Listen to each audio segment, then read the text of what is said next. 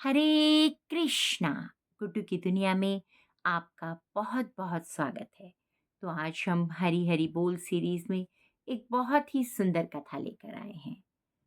कथा सुनने से पहले मैं आप सभी से प्रार्थना करूंगी कि आप कथा को ध्यानपूर्वक सुनिए। कथा को स्किप कर करके ना सुने, अन्यथा कथा आपकी समझ में नहीं आएगी और ना ही कथा का महत्व पता चलेगा।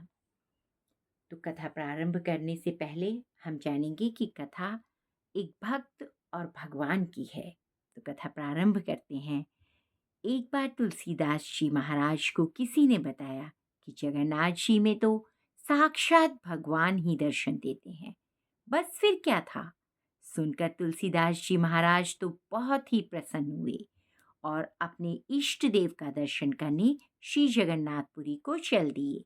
महीनों की कठिन और थकान देने वाली यात्रा के उपरांत जब वह जगन्नाथपुरी पहुंचे तो मंदिर में भक्तों की भीड़ देखकर प्रसन्न मन से अंदर प्रविष्ट हुए। जगन्नाथ जी का दर्शन करते ही उन्हें बड़ा धक्का लगा। वह निराश हो गए और विचार किया कि यह हस्तपाद विहीन देव हमारे जगत में सबसे सुंदर नेत्रों को सुख देने वाले मेरे इष्ट श्री राम नहीं हो सकते। इस प्रकार दुखी मन से बाहर निकलकर दूर एक वृक्ष के तले बैठ गए। सोचा कि इतनी दूर आना व्यर्थ हुआ। बस क्या था, गोलाकार नेत्रों वाले हस्तपाद विहीन दारूदेव मेरा राम हो सकता है? कदापि नहीं। रात्रि हो गई। थके मांदे भूखे प्यासे तुलसीदास जी का अंग टूट रहा था। अचानक एक आहट हुई। वे ध्यान से सुनने लगे। अरे बाबा तुलसीदास, अरे बाबा तुलसीदास, कौन है? एक बालक हाथों में थाली लिए हुए पुकार रहा था। आपने सोचा साथ आए लोगों में से शायद किसी ने पुजारी को बता दिया होगा कि तुलसीदास जी भी दर्शन करने को आए हैं, इसलिए उन्होंने प्रसाद दिया होगा। आप उठते हुए बोले, हाँ भाई, मैं ही हूँ तुलसीदास। बालक ने कहा, अरे आप यहाँ हैं, मैं बड़ी देर से आपको खोज रहा हूँ। बालक ने कहा, लीजिए, जगन्नाथ जी ने आपके लिए प्रसाद भेजा है।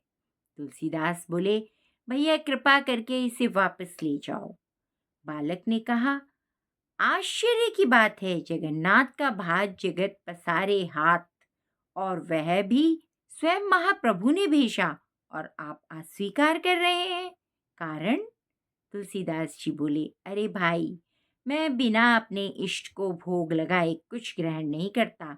फिर यह जगन्नाथ का झूठा प्रसाद जिसे मैं अपने इष्ट को समर्पित ना कर सकूं, यह मेरे किस काम का? बालक ने मुस्कुराते हुए कहा, अरे बाबा, आपके इष्ट ने ही तो भेजा है। तुलसीदास बोले, यह हस्तपाद विहीन दारू मूर्ति मेरा इष्ट नहीं हो सकता। बालक ने कहा कि फिर आपने अपने श्री रामचरितमानस में यह किस रूप का वर्णन किया है? बिनु पद चलई सुनई बिनु काना, कर बिनु कर्म करई विधि नाना, आनन रहित सकल रस भोगी, बिनु बानी बक्ता बड़ जोगी। अब तुलसीदास जी की भाव भंगिमा देखने लायक थी। नेत्रों में अश्रु बिंदु, मुख से शब्द नहीं निकल रहे थे। थाल रखकर बालक यह कहकर अदृश्य हो गया कि मैं ही तुम्हारा राम हूँ। मेरे मंदिर के चारों द्वारों पर हनुमान का पहरा है। विविक्षण नित्य मेरे दर्शन को आता है। कल प्रातः तुम भी आकर दर्शन कर लेना।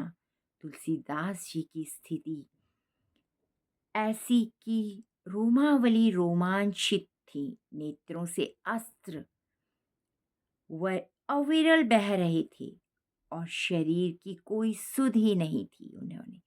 उन्होंने बड़े ही प्रेम से प्रसाद ग्रहण किया।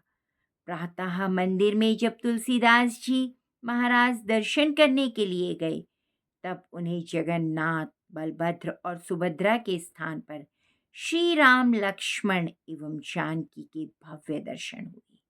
भगवान ने भक्त की इच्छा पूरी की।